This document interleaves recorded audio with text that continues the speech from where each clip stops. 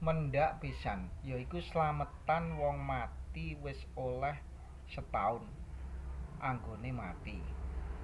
Mula kanggone wong Jawa lek wis oleh setahun kuwi dislameti neh jenenge mendak pisan.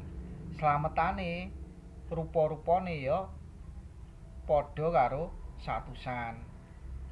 Lane wong Jawa kuwi duwe adat budaya sing luhur.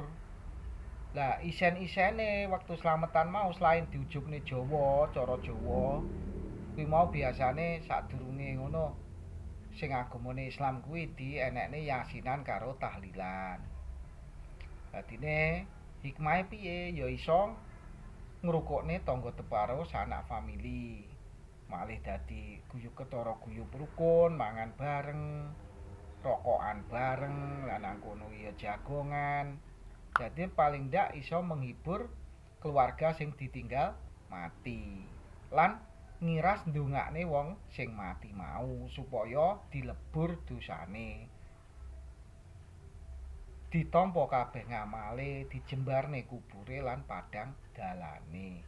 Sing agamane Islam muga-muga entuk syafaat Kanjeng Nabine yaiku Nabi Muhammad. Ngono lho Lur.